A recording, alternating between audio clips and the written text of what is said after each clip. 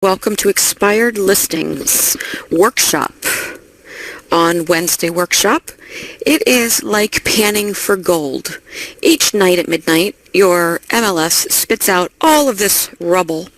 It can tell you all the different things or people who have raised their hand and said, hey, I want to sell my house, but didn't maybe listen to their real estate professional, didn't have the right equipment for it, and didn't actually get their house sold in the time allotted inside of their listing contract.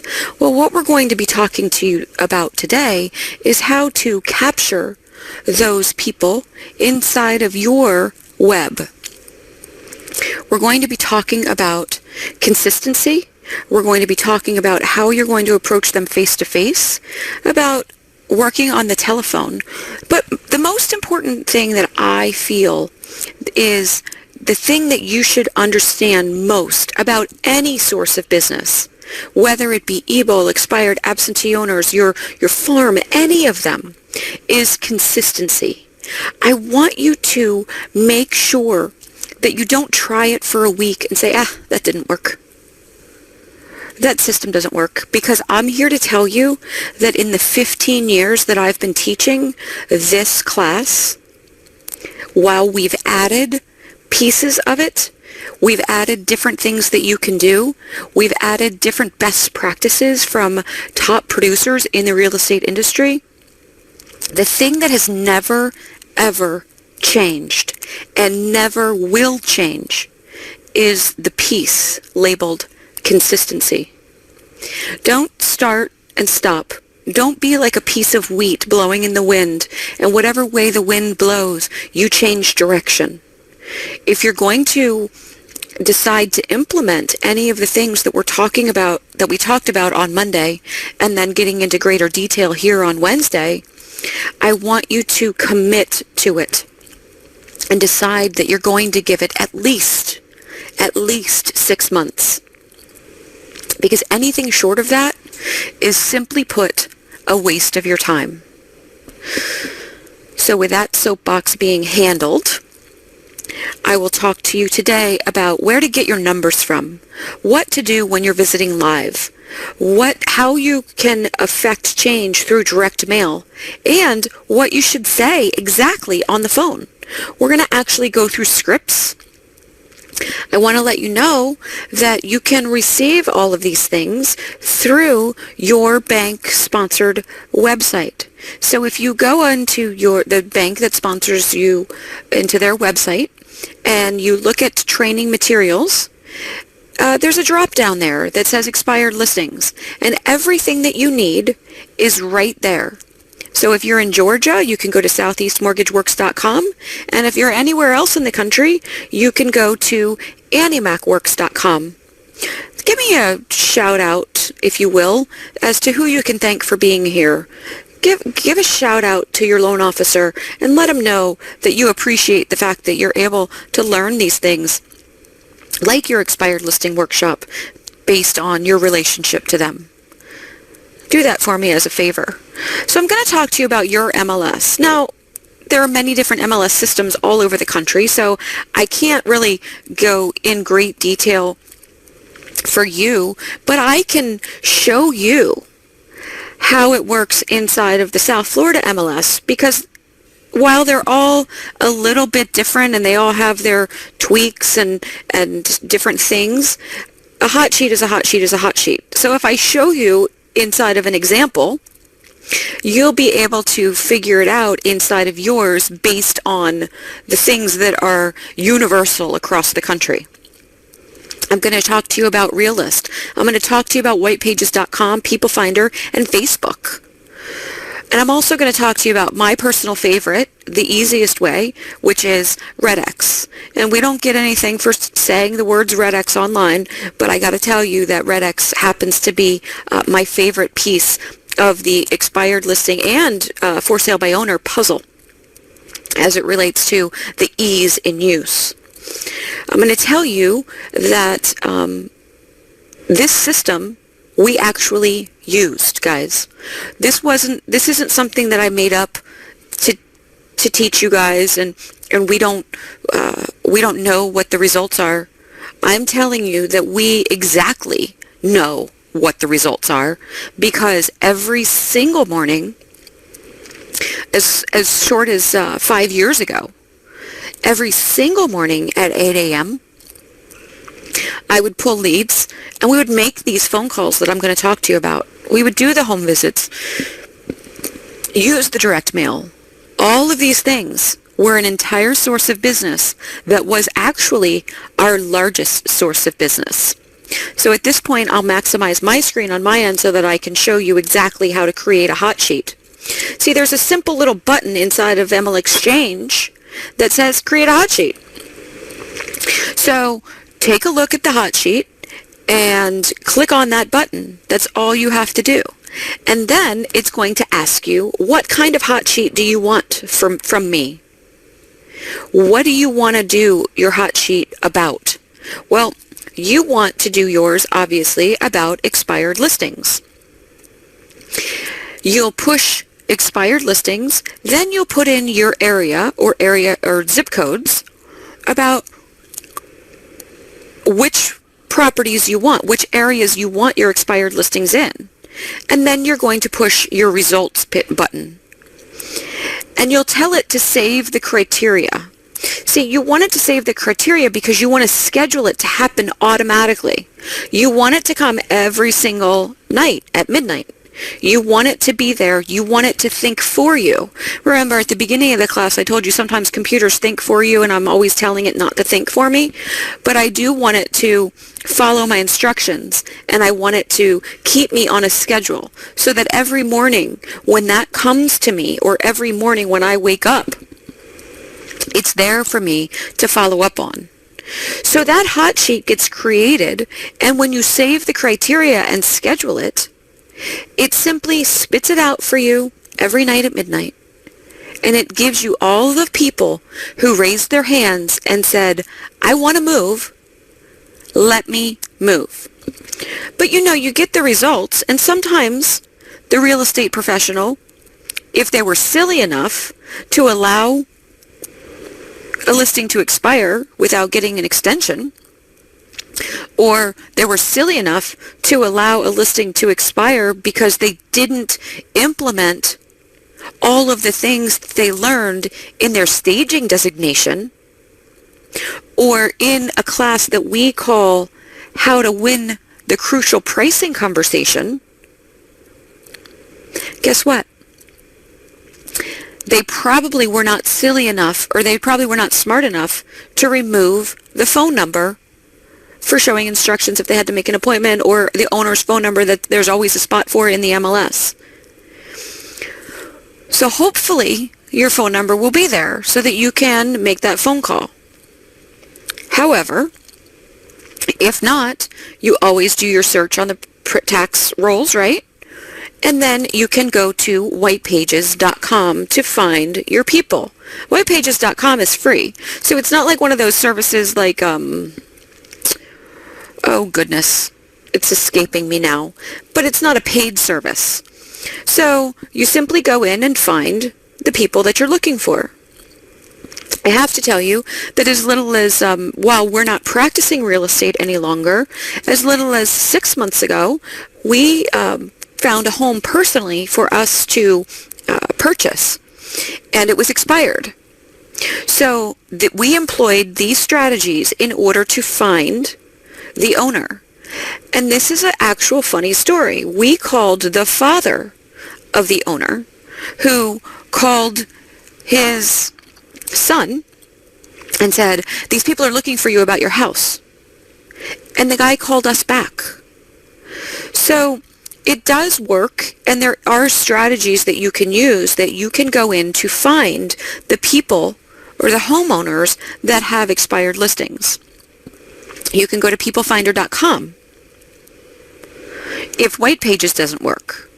And now, remember guys, these are things that you don't necessarily have to do yourself. See, if you have an assistant, no matter what the age, maybe it's your mother, maybe it's your sister, maybe it's somebody who's looking for something to do during the day, who's bored stiff, or maybe you hire an assistant. they can find these things for you. So I start with the more labor-intensive way of you finding people, and then I move to the easier ways for you to find people. Facebook is a great way for you to find an expired listing. See, because you know the owner's name based on the property tax rolls, so you can simply do a search inside of Facebook and send a private message that way. Well, let's take a look at what you would do prior to having that private message go out. See, you can look at things that they've posted. Maybe their kids are in soccer. Maybe they like race cars. Maybe they are a pit crew, which this person happened to be. So, heard you did great in the race last week. I was interested in helping you to sell your home. Did you know that I was well, I'll show you the script in a second. I was going to say certified staging professional. And use Facebook as a tool rather than a place that you say, hey, I'm having an open house next week. Use it as a source of research. Use it as a place that you can help to earn money in all of your different sources of business. See, because here I have a sample script. And as well, on your bank's website, if you go down to the drop down that says expired listings. See, it says, I hope you accept my friend request. Many of my clients started out this way, and now we enjoy a long-term mutually beneficial relationship. It's no coincidence that the term here is friend, because that is what we will become if you allow me to help you with your decision about your Atlanta home. Our company has grown more during the crisis than we did during the boom, and there's a whole lot of extra talk about how you would sell their home, about the things that you have available to you that possibly their previous real estate professional didn't have available to them. See, we have sold this conversation is the I versus we conversation.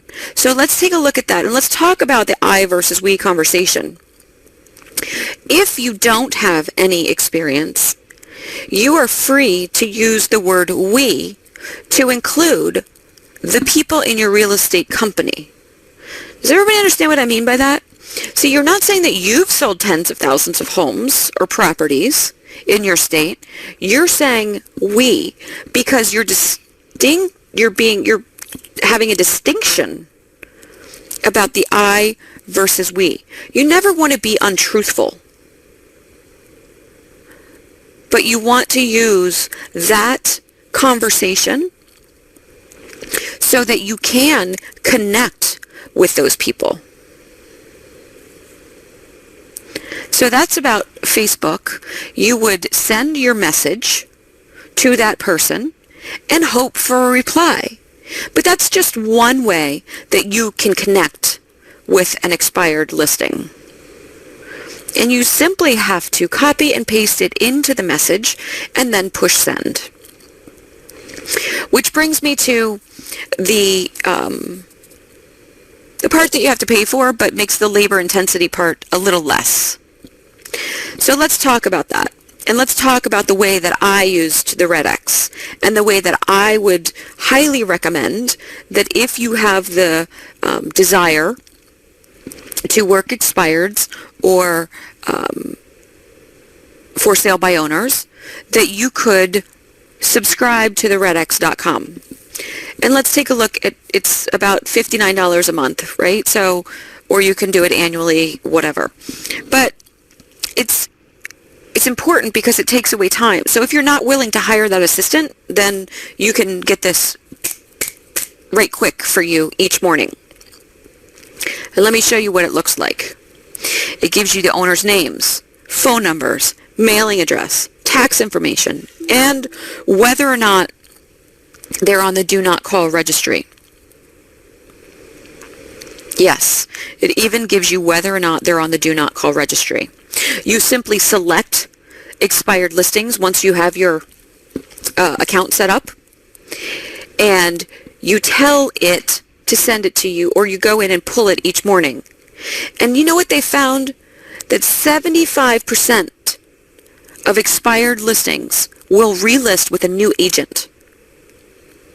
Which brings me to my next point. You need to set up a tickler file about the 90 days. And we call those seasoned expireds. Seasoned expireds are 90 days out.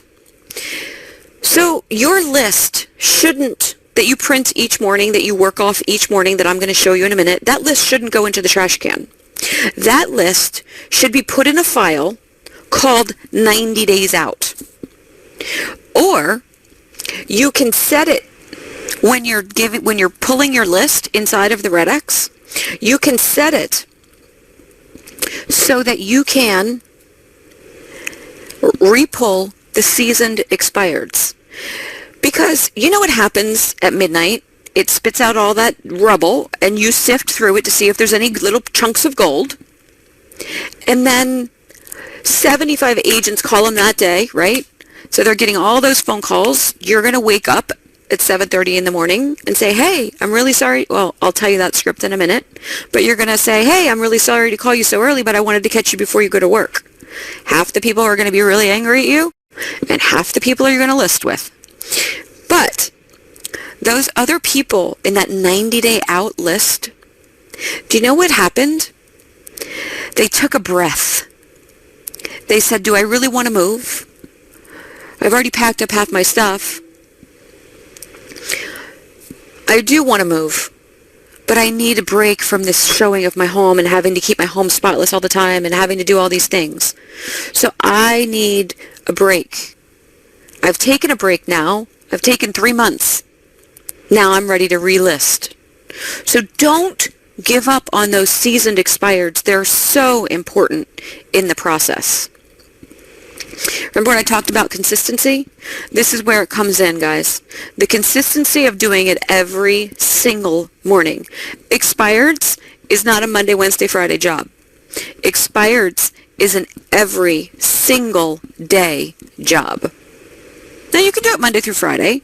I don't know that I would call somebody on Saturday morning at 7:30. But you can definitely do it every single day. You pull a list and you fashion the list to look exactly the way that you want it. So you tell the Red-X how you want it laid out. Meaning, remember I told you I was going to get nitty-gritty here today. So this is the way that when Russ was making the phone calls, that he liked the list set up. So this is the way that I set the list up. It had the property address, obviously the owner phone number, what day it expired, so it was always whether or not it was seasoned or whether it was the exact day, who was the listing office, who was their previous listing agent, and then all of the other property details. See, the same way every single time, so that after he did a few of these, after the phone calls were made, a few of the phone calls were made, it was very easy to train his eye to be able to have conversations where it didn't feel like he was reading off of a piece of paper. Do you understand what I'm saying about that? Because if you know that if you look at something every single day and you look at it multiple times per day, that your eye starts to go to the things that are important to you. So the things that are not important, there's no need to have on that piece of paper. There's no need to have it exposed to you. But there might be things that come up in conversation that you might want just to have the information just in case it comes up. And let me tell you something, guys. One of the most important things that you can do when you're calling an expired listing, if you get an answering machine, have the conversation on the phone. Leave the entire thing on their answering machine. Funny story. We were into doing expireds about 3 months, I guess. Maybe it was 2. And every single morning I would hear him leave these annoyingly long voicemail messages. And it was annoying to me that he was leaving 5-minute or 3-minute long voicemail messages with all of the information about the listing, about what he could do for them, all of the different things that he needed them to know. And about 3 months in, I said, gosh, your voicemails are so annoying. And then we sat down, and I said to him, how many of our listings came from a voicemail that you left?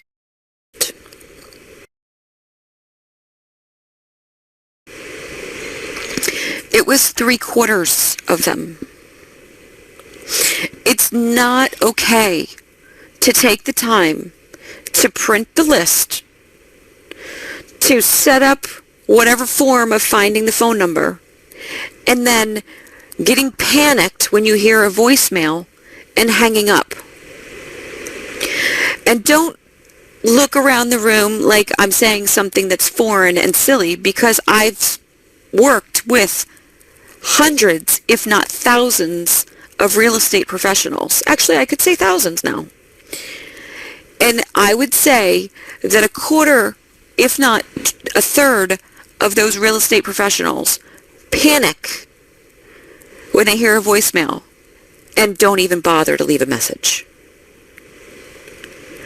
Leaving a message that is clear, concise, and gives all of the information is, dare I say, uber important. So, with that being said, you're going to have something to say, right? So let's talk about it. There's an expired listing script on your bank's website. Hi, I'm looking for John. Hi, John. I'm calling from your real estate company, and I see your home just expired on the MLS system. Do you still want to sell? I'm not going to go through the whole script with you because I think that you guys can read, and it's there for you on the expired listing website. But you get the idea. And remember what I said about, your eye moving to the right spots? You'll learn the script, and your eye will go to the right spots. And you'll be able, that was a funny way to say you'll be able to have the conversation eventually like you're not scripted. And eventually you won't even be scripted. It'll just come naturally to you because you've done it so many times. But let me tell you something for those of you who are afraid to pick up the phone. For those of you who are afraid to pick up the phone, you should understand something. That you're not going to do well the first few times. You're not. You're going to fumble. And you're probably not going to get the listing. You are going to fumble the first few phone calls, but you'll get into a rhythm. And it might even be that over the first few weeks that you're doing it, you fumble the first few phone calls of each day. But you'll get to a point, they can't see you guys.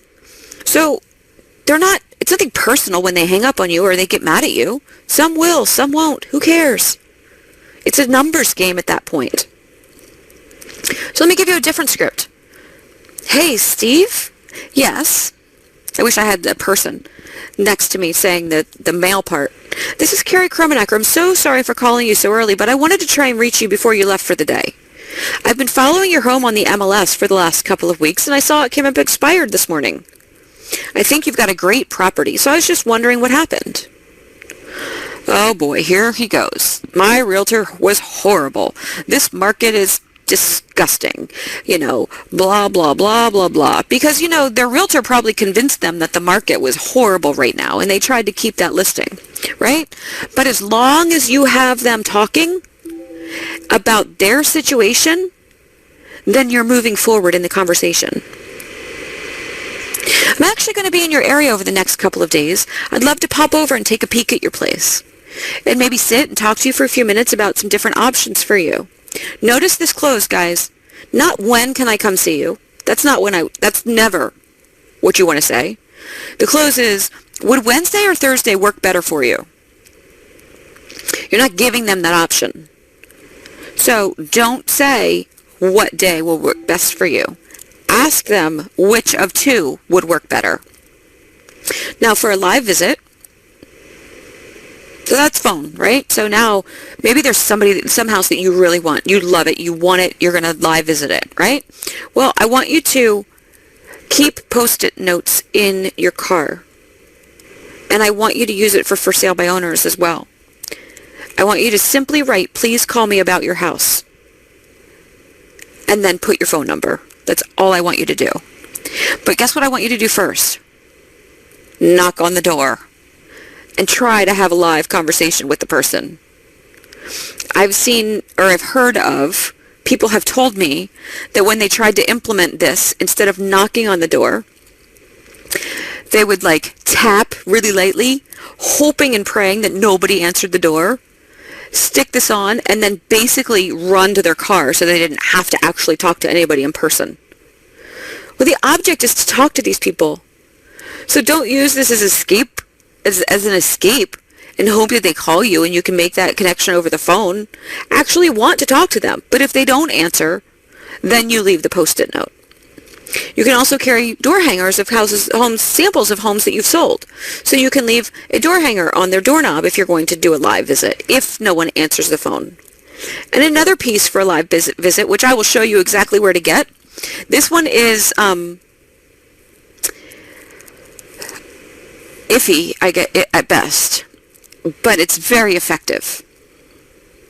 This is very effective, but very, I don't want to say risky, but it's, I have a word in mind that I can't use because I want to remain professional, but you have to have a lot of chutzpah, I guess, would be the word that I was going to use, in order to employ this tactic. This is a bandit sign. And aggressive. Thank you, Charles. Aggressive. This is a bandit sign. And it says, your home could have been sold if you would have hired. And then it says your logo here. But what I want you to do, guys, and this is another side note. I tend to, get excited about these types of things because I want to get it all in. I want you to have your own branding for yourself, so that it never changes. So even if you change real estate companies, your branding for you never changes. So if you're Charles Rona, I want you to have your picture with your name so that every single time they see it, they think of you, obviously. But it's not, it's like, oh, I know that guy. Oh, I know Kimberly. See, because the more it's out there and the more that it's consistent, the more they get to know you. And then on the back of the bandit sign, it says, please call us right away. No brokerage markets your home more aggressively. And it's got your phone number.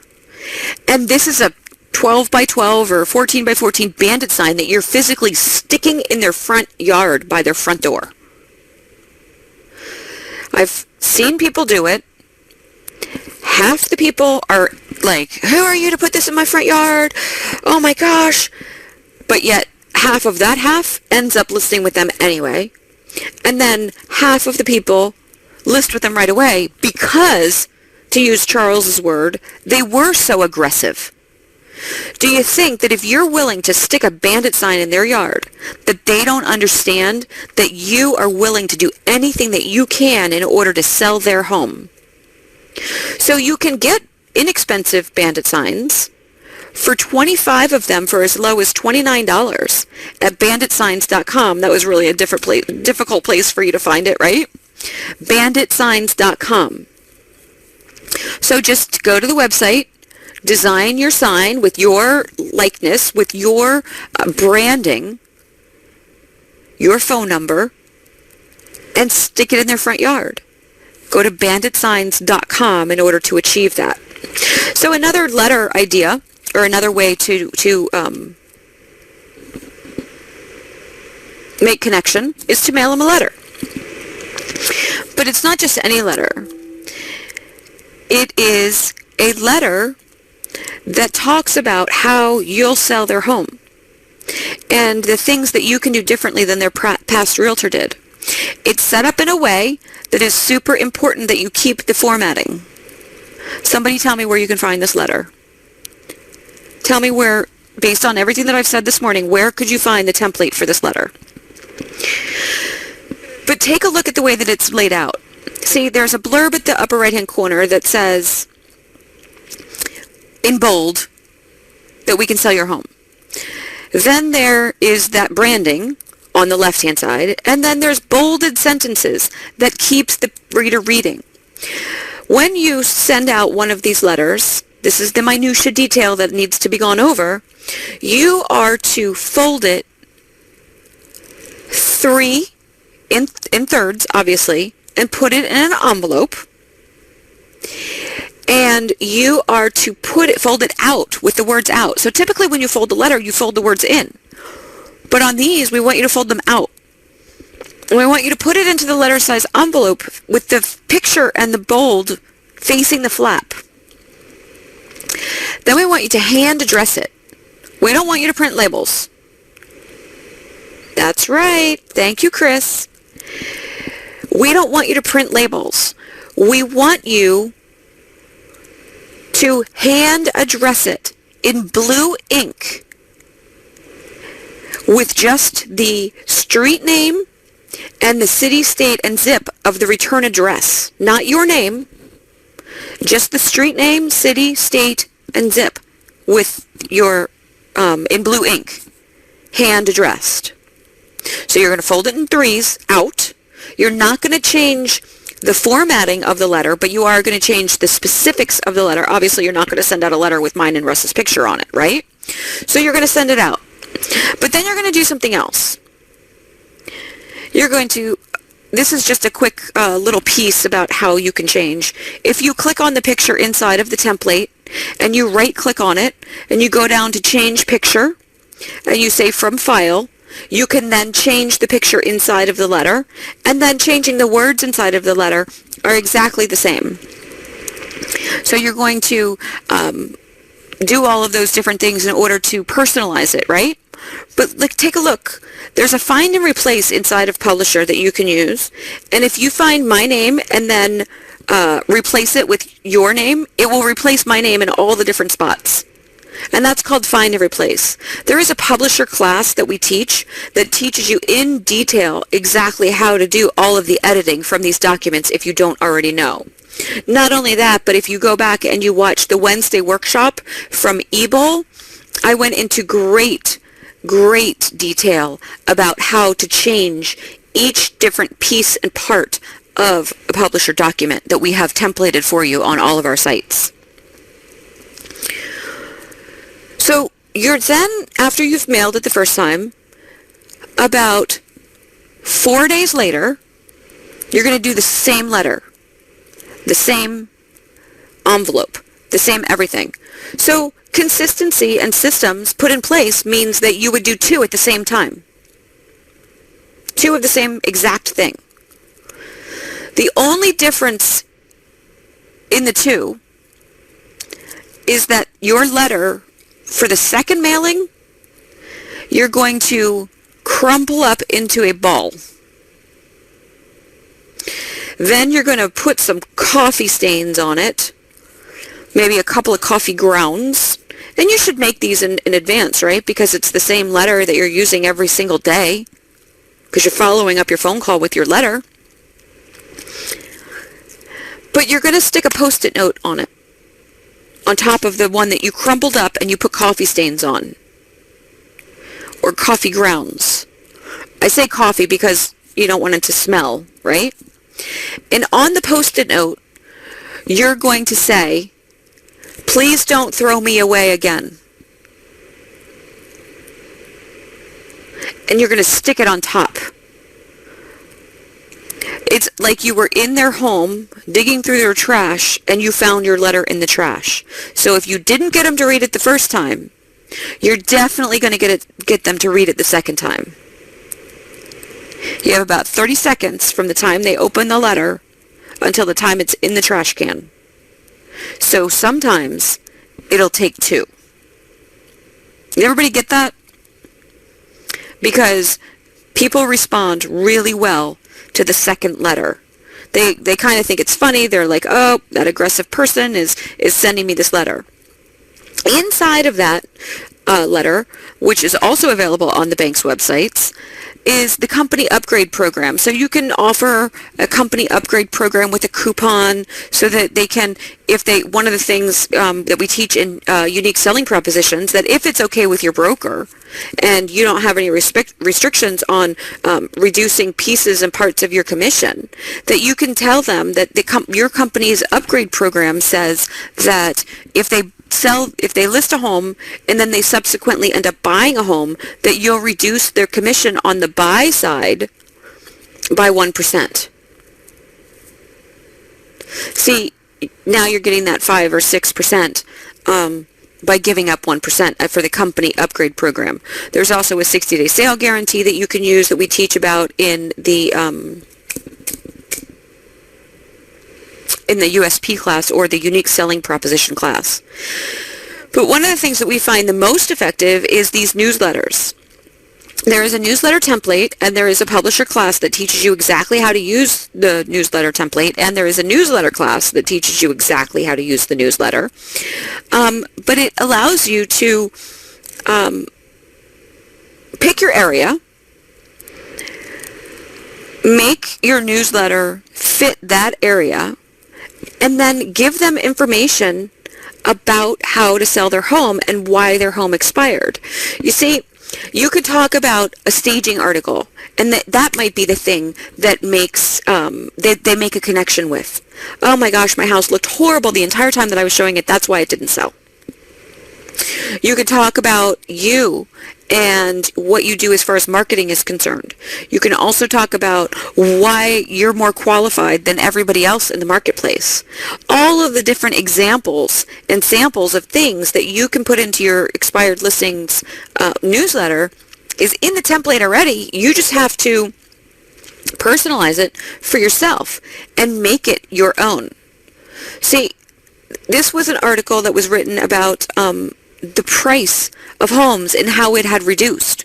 You know, there was a time that they thought their home was worth $1 million. They paid $200 for it, but they thought it was worth $1 million. Now, with all of the prices, declining, now it's worth $300, and they're upset because they didn't make an $800,000 profit. They only made a $100,000 profit. So that's what the gist of that article that says original owners don't look a gift horse in the mouth. There's an article about all realtors are not created equal, and talks about all the different things that are you versus the average realtor in your marketplace. All of these different parts and pieces make up the newsletter so that you're able to advertise for yourself the entire time, the whole 8 pages. Don't wait for the MLS to sell your home is an article that's in there that talks about syndication. And the funny thing is that all MLSs syndicate now. All of them do. But because it has become such the norm inside of the real estate industry, and every real estate professional knows that every other real estate professional has it, nobody talks about it. Talk about it to prospective sellers.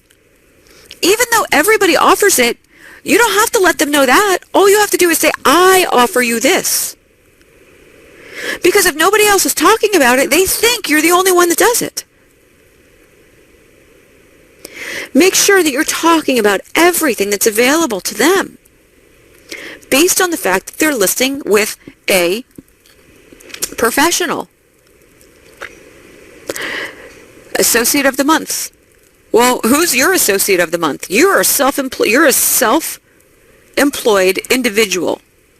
You work for a real estate company, so that person is your, quote-unquote boss, your broker, but you're your own little business.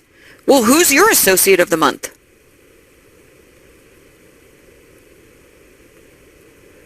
Market yourself, guys. There's an article in there about staging and how it doesn't really work. See, these articles are there for you to use and to personalize for yourself. It's all there written out for you. Really simple to use. Now, I have generic banks in here, but if you're being sponsored to come to these classes and somebody sent you here, somebody made it possible for you to be here at this Wednesday workshop. Well, do you think that you might give them an article in your newsletter as a way to say thank you? So I want you to make sure that you give them the ability to write an article, or at least a picture, a phone number, their logo, so that even if somebody doesn't list with you because of you, they'll call your bank, your sponsor, and then they'll refer them back to you. I mean, what kind of a win-win situation is that? You should definitely take the time to put an article in for your loan officer. After all, they did make it possible for you to be here today and learn about this. So there's all different types of articles that are inside of the expired listing newsletter. And for this, guys, for this purpose only, I will allow you to print labels. You can print labels, and you can have these all pre-done, right? So literally all you're doing is printing the labels each day, or having someone print the labels each day, putting them on, and putting them into the mail, so that these are going out every single day. Remember, I said consistency, and don't start unless you're willing to do it for 6 months. So whichever one of these pieces that you decide that you're going to employ, because see, that's what we do here at Works. We give you all the different things. We give you all the different examples that you can use. And then you pick and choose the ones that you feel represent you as a professional the best. But they're all there for you for the taking, with examples, templates, places that you can go, and all you have to do is copy and paste. Now, this is just a little aside. Has anybody ever heard of Ebates? Has anybody ever heard of Ebates? Don't be afraid to talk to me, guys.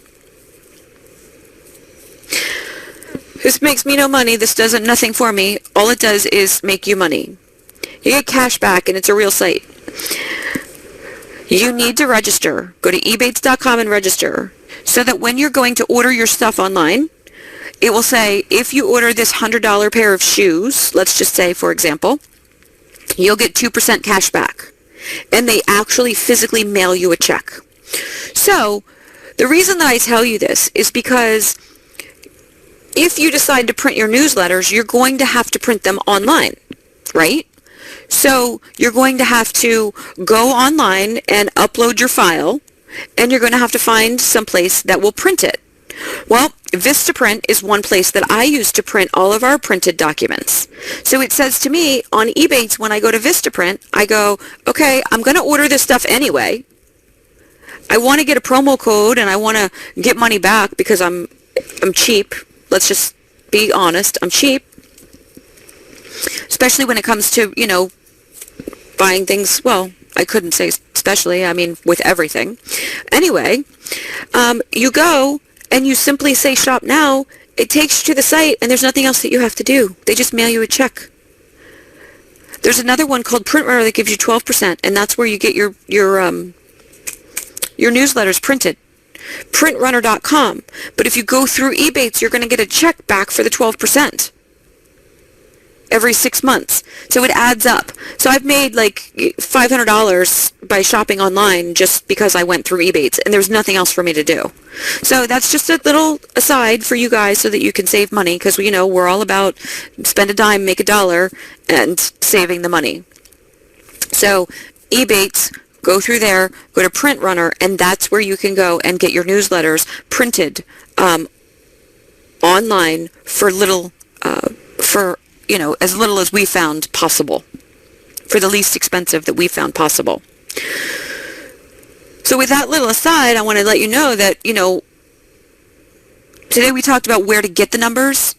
what to do, what to do when you have the numbers, what to do when you're visiting live, and then some different direct mail pieces that you can choose to employ. But the most important thing that I can talk to you about today is the consistency that goes in to making expired listings one of your sources of business. Because every single night at midnight, the MLS spits out a whole bunch of rubble, and if that just becomes your source of business or one of your sources of business, it is like panning for gold. Thank you for being here. I hope that you will send me some of your success stories. I hope that you will let us know when the scale starts to tip for you. Thank you, and go panning. Have a great day.